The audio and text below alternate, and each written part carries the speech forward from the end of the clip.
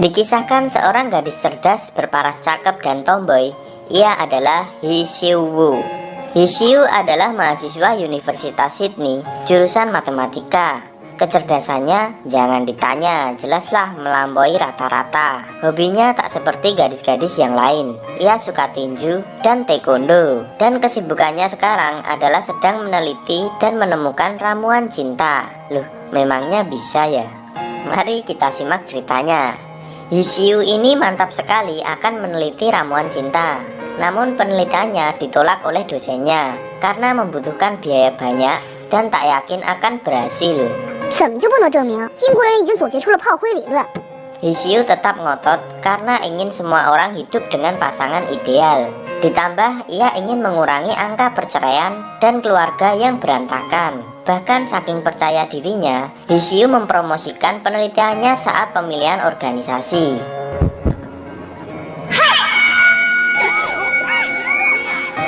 My true love formula. Find you the one. Ia juga mencari kelinci percobaan untuk penelitiannya, yaitu Lily, teman sekamarnya. Awalnya sih sukses. Lily berhasil dapat pacar, sayang-sayangan.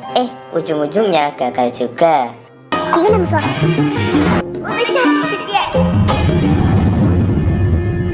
Saking patah hatinya, Lily sampai mau bunuh diri. Satu kampus pun nganggep Hee Siu ini cewek gendeng.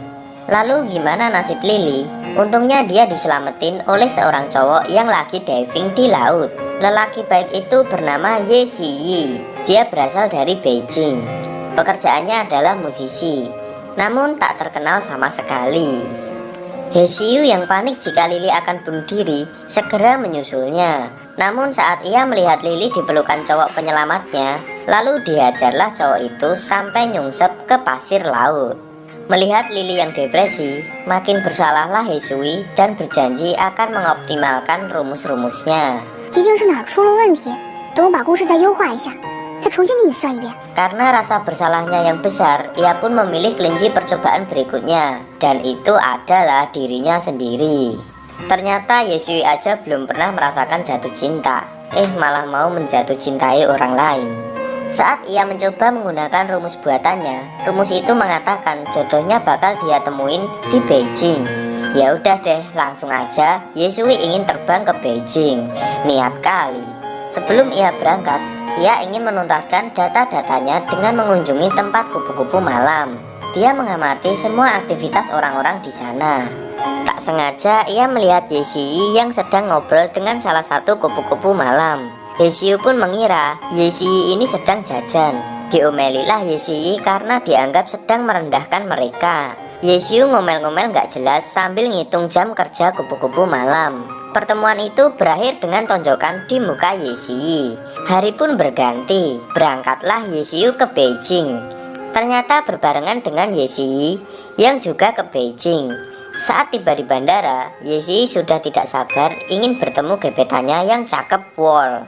Namanya Kiao Kiao. Saat Ye Ziyi sedang menyatakan cintanya pada Kiao Kiao, Ye Siu tidak sengaja lewat dan berteriak kalau dia cowok genit yang nawar cewek dengan harga murah.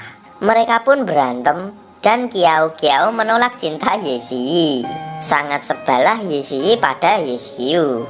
Ye Siu pun tersadar jika dia salah orang. Karena nggak enak, Ye Siu langsung kabur menuju hotelnya. Saat ia membuka koper, ternyata koper yang ia bawa milik Ye Ziyi. Dia pun kebingungan karena tak punya identitas sama sekali. Bahkan anjingnya dikejar-kejar petugas keamanan karena tak ada dokumentasi identitas. Hee Siu pun akhirnya kabur menuju hotel milik Ye Ziyi. Dia pun memaksa untuk nebeng hidup sambil nunggu kopernya ketemu. Jauh dari kata sopan, Ye Siu malah bersikap seperti ada di rumah sendiri. Bahkan ia memakai kamar mandi seenaknya untuk inilah itulah dan mandiin anjingnya juga. Ye Ziyi yang kebelet pipis tak kuasa menahannya. Ia pun pipis di baskom. Apesnya, anjing Ye Siu yang gemas dengan onderdil milik Ye Ziyi pun menggigitnya. 你要干嘛？你别动啊！ Ye Ziyi pun harus sampai pergi ke rumah sakit. Saat ia kembali ke rumah, Ye Siu sudah ada di kasur dan memakai semua barang-barangnya. Ye Ziyi pun protes atas kelakuan anjingnya. Ye Ziyi pun malah tidur di sofa. Namun anjing Yesiu malah ngajak main dengan narik-narik selimutnya sampai pagi. Karena berasa sedang di rumah sendiri, Yesiu jadiin rumah itu laboratorium penelitiannya. Yesiu yang menjadikan dirinya kelinci percobaan pun menunggu cinta sejatinya datang pada tanggal 23 September pukul 9 pagi. Namun menurut hitungan rumusnya, ia akan bertemu 2 cowok pecundang dulu sebelum bertemu cinta sejatinya. Yesiu yang mendengar itu tertawa karena terdengar mengada-ngada. Yesiu minta bantuan Yesiu untuk menyiapkan kencan butanya. Yesiu lalu mempertemukannya dengan Bu Liu Jiangyang. Bu Liu akan mencarikan 4 lusin pria sebagai subjek. 你买啤酒呢？你有？ Saat Yesiu bertemu dengan semua pria-pria itu, tak ada satupun yang tertarik padanya. Bu Liu pun menyarankan agar Yesiu merubah penampilannya. Dia mencoba banyak model baju, bermake up, dan meluruskan rambutnya. Yesiu tertawa ngakak melihat tingkah soplaknya. Bu Liu juga menyarankan agar Yesiu masuk komunitas cewek tomboy patah hati. Saat pertemuan komunitas itu, tak sengaja ada Kiao Kiao juga di sana. Yesiu tampak sedang galau. Ia cerita jika sedang bucin dengan Kiao Kiao dan telah berkorban sangat banyak untuk wanita ini. Namun sayang, cintanya seperti bertepuk sebelah tangan. Yesiu lalu mempertemukan mereka berdua dan menjelaskan kesalahpahaman di bandara kemarin. Benar saja, Kiao Kiao memang sudah punya pacar baru. 这个是我的男朋友，哥呀。 Yesiu pun patah hati. Mengapa kau tak membalas cintaku? Dengan sigap Yesiu menjelaskan rumus alternatif agar Yesiu tak terlalu patah hati. Kiao Kiao yang merasa diremehkan pun mengejek Yesiu tak akan punya pasangan selamanya karena sikapnya yang menyebalkan. 你现在是女汉子，老了以后就是光棍女老汉。 Yesiu berusaha menghibur Yesiu yang patah hati dengan teori-teorinya, tapi justru malah makin ribet dan memusingkan. Kini giliran Yesiu yang curhat. Jika dulu saat ia remaja, orang tuanya bercerai dan ibunya meninggalkannya, ia sangat sedih dan terus-menerus menangis. Sejak saat itu dia tak ingin menangis lagi selamanya. Yesiu ingin rumus cintanya berhasil agar tak ada yang memiliki keluarga yang hancur sepertinya. Namun selama proses mencari cinta sejatinya, ia tak segera menemukan 2 cowok pecundang sebagai syarat penelitiannya. Yesiu pun menawarkan diri sebagai pacar pecundangnya selama 1 hari. 我做你1天的炮灰男友。好啊。 Mereka pun jadian. Mari kita lihat seperti apa mereka pacaran sehari. Mereka justru tampak sangat cocok, tak seperti pacar bohongan. Mereka dance bersama, selfie, masak, bersih-bersih rumah, dan malamnya mereka juga kencan dan ngebir bareng. Karena mabuk, mereka malah mampir untuk membuat tato di tubuhnya. Yesiu ingin mengerjai Yesiu. Ia meminta tukang tato agar Yesiu kesakitan sampai menangis. Namun siapa sangka, saat tato selesai yang KO karena kesakitan adalah Yesiu. Wah, cemen sekali. Sebelum mereka mengakhiri pacaran sehari, Yesiu minta dibuatkan lagu tentang matematika untuknya. Mereka terlihat sangat romantis hari itu, dan mereka juga merasa sangat cocok. Nah, saat akan pulang, Kiao Kiao mendatangi mereka dan ingin ngobrol 4 mata dengan Yesiu. Mereka pun sempat rebutan dan tarik-menarik. Namun Yesiu lebih memilih pergi dengan Kiao Kiao. Oh no, oh no. Inilah patah hati pertama yang Yesiu rasakan. Penelitian Yesiu tak berhasil mendapatkan pendanaan dari kampusnya. Namun karena penelitian ini menarik, ada perusahaan Cina yang tertarik mengembangkannya dalam aplikasi ponsel. Ia pun datang ke perusahaan tersebut untuk tanda tangan kontrak. Saat berada di lift, ia bertemu pacar Kiao Kiao. Cowok tampan itu adalah Giang, dan dia seorang manajer di perusahaan itu. Sebelum tanda tangan kontrak, Giang malah ngajakin main Sudoku. Ternyata mereka punya hobi yang sama. Saat Yesiu pulang ke rumah, sikapnya menjadi dingin pada Yesiu. Tampaknya ia masih cemburu atas kejadian semalam. Yesiu pun jalan berdua dengan Giang untuk menjelaskan detail penelitiannya. Setelah saling ngobrol, ternyata usia mereka sangat cocok jika jadi pasangan. Giang mulai naksir dengan Yesiu dan mengabaikan Kiao Kiao. Bahkan ia malah lebih memilih ngajak Yesiu makan malam. Yesii masih berbaik hati untuk membantu Hesyu dengan mencarikan cowok pecundang kedua sebelum benar-benar bertemu cinta sejatinya. Mereka pun janjian di restoran. Saat berangkat, mereka sempat terpeleset papan skateboard. Cowok pecundang ini agak aneh, bahkan lebay. Namun Hesyu tetap ingin mengundangnya ke pesta ulang tahun perusahaan. Yesii pun ingin ikut juga karena undangannya masih tersisa. Acara pesta itu diadakan di pinggir pantai dengan sangat mewah. Di sana juga ada Giang dan Kiao Kiao. Giang membuka acara itu sekaligus mengumumkan launching aplikasi rumus cinta buatan Hesyu.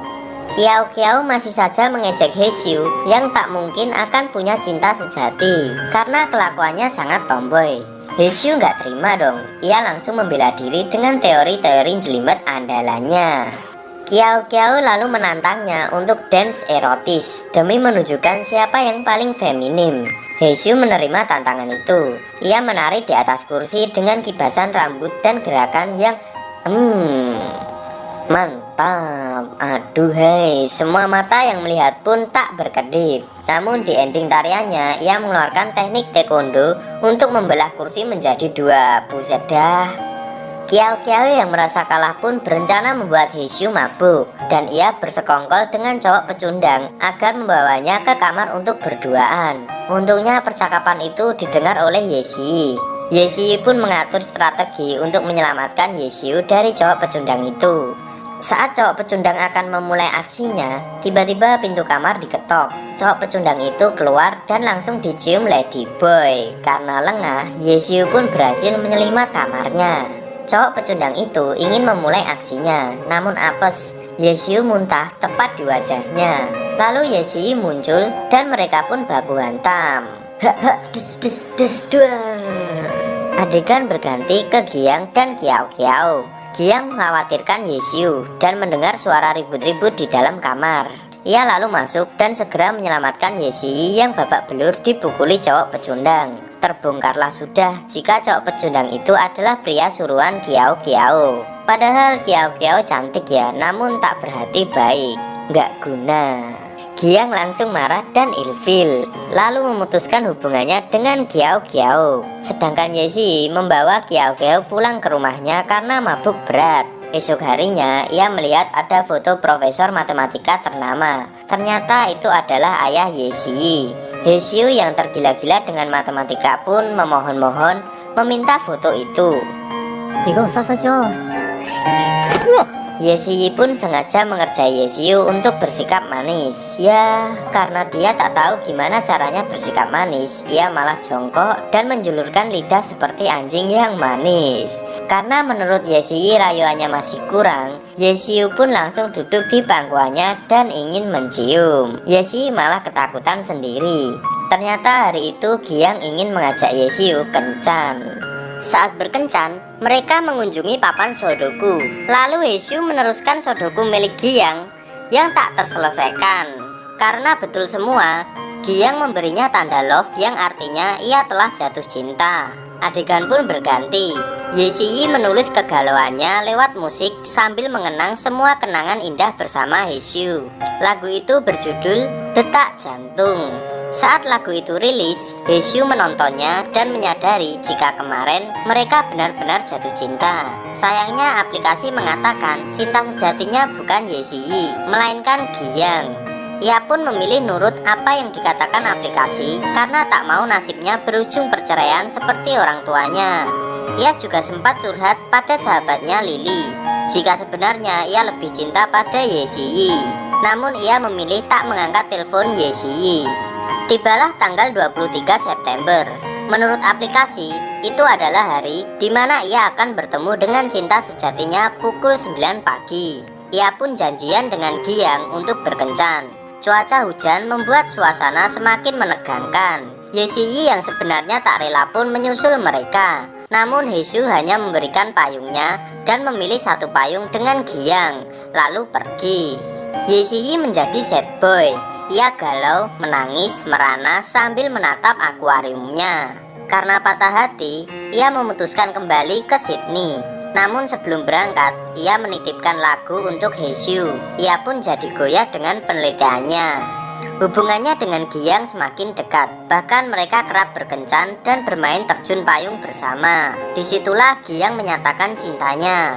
Harusnya Haesyu merasa bahagia karena telah menemukan cinta sejatinya. Namun ia malah terus-menerus memikirkan Yesii.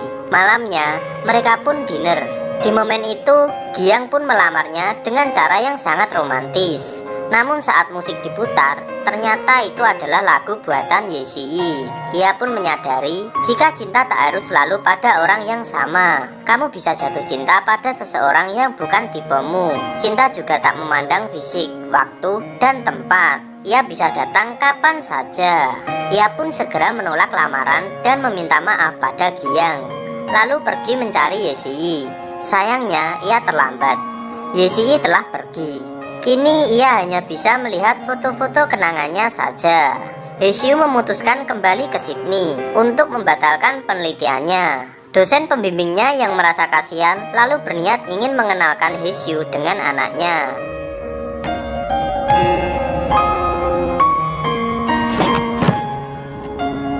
See? Ternyata anak bu dosen adalah Yesii. Mereka pun akhirnya balikan dan film pun tamat. Nah, bagi kamu yang punya cerita punya pasangan yang beda banget denganmu, bisa diceritakan di kolom komentar. Oke?